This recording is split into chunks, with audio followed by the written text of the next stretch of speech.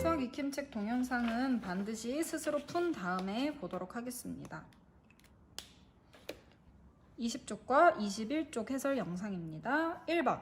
각기둥을 보고 표를 완성해 보세요. 각기둥 3개가 있어요. 밑면의 모양, 각기둥의 이름을 각각 쓰라고 했네요. 밑면을 먼저 찾아볼까요? 이 부분이 밑면이라고 할 수 있겠죠? 무슨 모양입니까? 네, 삼각형 모양입니다. 오늘 수학 시간에 각기둥의 이름은 밑면의 모양을 따서 이름을 지었다고 말했어요. 삼각형이 밑면이니까 이 각기둥의 이름은 삼각기둥이 되겠죠. 그 다음 두 번째 각기둥은 밑면의 모양이 이렇게 생겼어요. 자, 이렇게 생긴 도형을 우리가 뭐라고 부를까요? 네, 사다리꼴 혹은 사각형이라고 부를 수 있습니다. 그런데 지금 여기에서는 사다리꼴이라고 부르지 않아요. 왜냐하면 사다리꼴은 크게 보면 각이 4개인 사각형이라고 하기 때문에 여기서는 사각형이라고 쓰겠습니다. 그 다음 이 각기둥의 이름은 그러면 사각기둥이 되겠네요. 그 다음 이 각기둥의 밑면은 이렇게 2가지입니다. 밑면의 모양이 하나, 둘, 셋, 넷, 5. 각이 5개인 오각형이에요.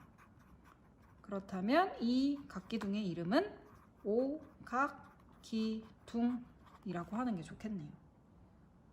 자, 2번 문제입니다. 보기에서 알맞은 말을 골라서 빈칸에 써 넣으라고 했습니다. 자, 우선 초록색 각기둥과 보라색 각기둥이 각각 있는데 모양은 똑같이 생겼지만 얘는 하나는 바로 서 있고 하나는 누워 있어요. 자, 각각 한번 살펴봅시다. 요 면과 요 면을 우리는 뭐라고 부를까요? 그렇죠. 밑면이라고 부르기로 아까 공부했었죠. 밑면 썼으니까 동그란. 자, 그 다음 이렇게 밑면과 밑면 사이의 거리를 우리 아까 뭐라고 부른다고 했죠? 높이라고 했었습니다. 높이는요, 밑면과 밑면 사이의 거리였습니다. 그 다음에 이번엔 보라색에서 한번 찾아볼까요? 자, 이렇게 면과 면이 만나는 이 선본을 우리 뭐라고 부른다고 했었죠? 그렇죠. 모서리라고 부른다고 했어요. 그렇다면 그 모서리들이 이렇게 모여서 만나는 이 점을 뭐라고 부른다고 했었죠? 꼭지점이라고 부른다고 했었죠.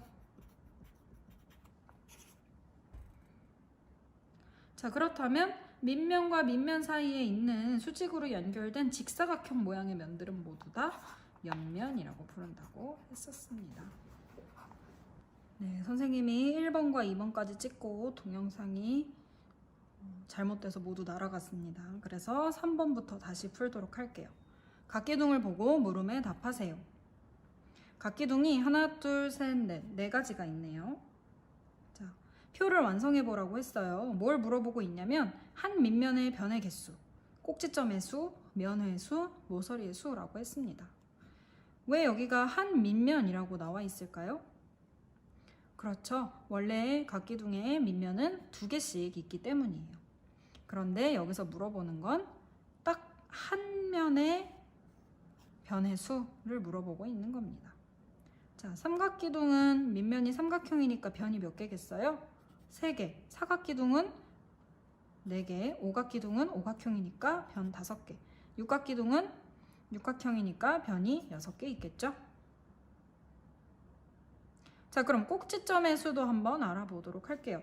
꼭지점의 수는 여러분들이 그림을 보면 알겠지만 밑면에 이렇게 꼭지점이 모여 있고요.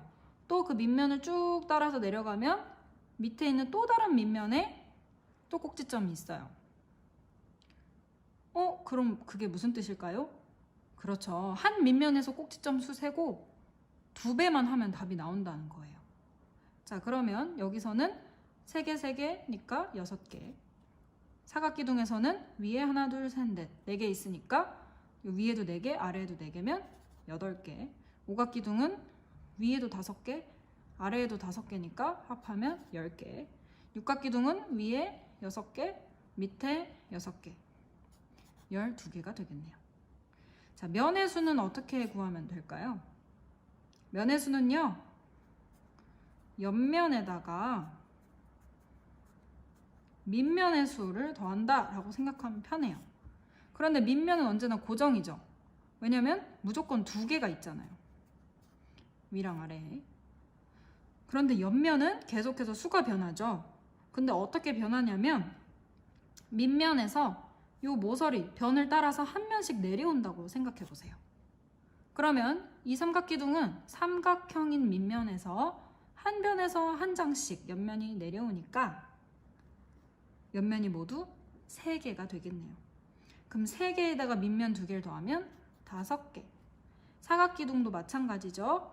여기서도 하나, 여기서도 옆면 하나, 옆면 하나, 옆면 하나.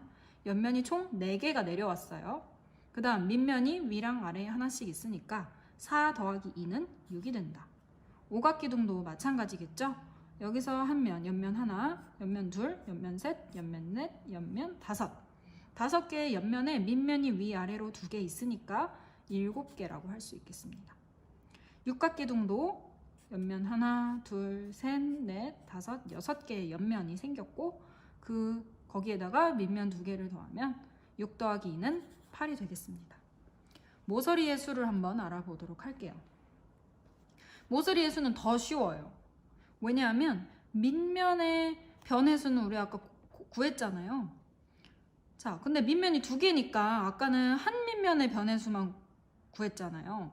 밑면은 2개니까 그게 2배라고 생각하는 거예요. 그럼 삼각기둥으로 예시를 들어보면 하나, 둘, 셋, 넷, 5, 6. 근데 모서리는 옆면에도 있죠. 근데 그게 다 꼭지점에서만 내려와요. 그러면 하나, 둘, 셋, 넷, 5, 6 하고 7, 8, 9이 됩니다.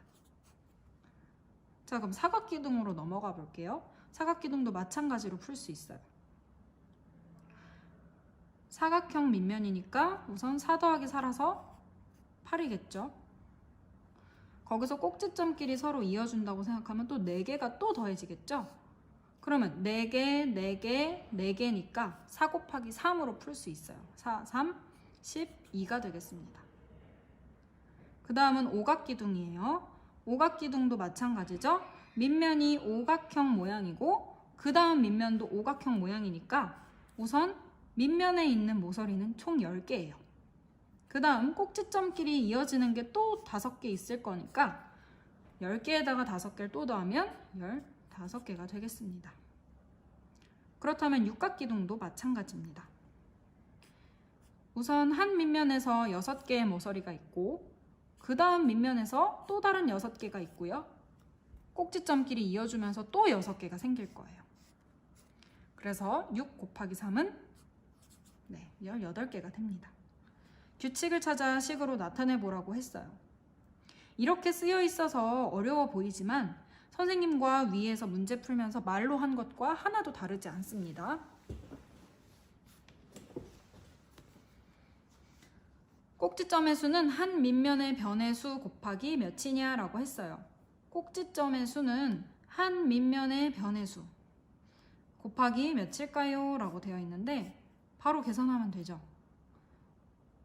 곱하기 2가 되면 다 이 숫자로 변하죠. 그 다음 2번째입니다. 우리 아까 선생님이 면의 수 구할 때 힌트를 좀 줬었어요.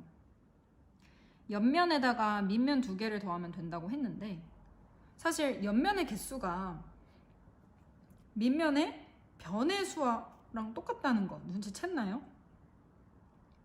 밑면이 삼각형이면 옆면도 3개예요. 밑면이 사각형이면 옆면도 4개고 오각형이면 5개, 육각형이면 옆면도 6개였어요. 왜냐하면 이 모서리마다 한 장씩 이렇게 내려온다고 생각하면 된다고 했었죠.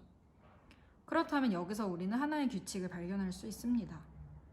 면의 수를 구할 때에는 한 밑면의 변의 수가 옆면의 수랑 똑같으니까 여기다가 밑면 2개 2를 더하기만 하면 된다는 거예요. 글로 정리해 볼게요. 면의 수는 한 밑면의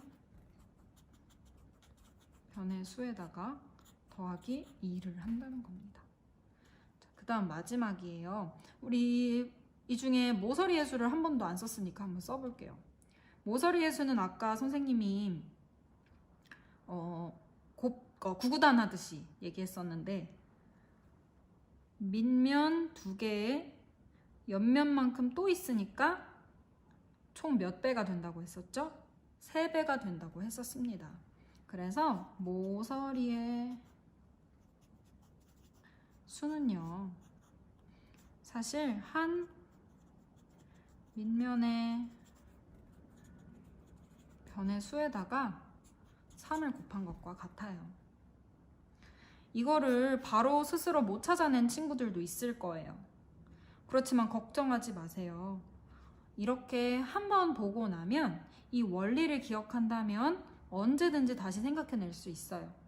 지금 공부했으니까 지금부터 알면 됩니다. 혹시라도 혼자 힘으로 이 답이 나오지 않았다고 해서 속상해하지 않았으면 좋겠어요. 전혀 이상한 게 아니니까요. 자, 4번입니다. 옳은 문장은 동그라미 표, 틀린 문장은 X표하고 틀린 문장은 고치라고 했습니다. 첫째, 육각기둥의 꼭지점은 12개입니다.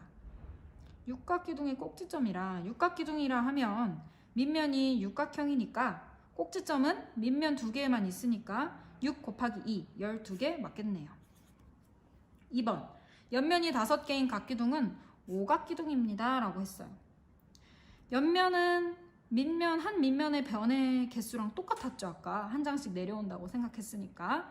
그러면 옆면이 5개려면 오각형이 있어야 되니까 그 각기둥은 우리가 오각기둥이라고 부르면 되겠네요.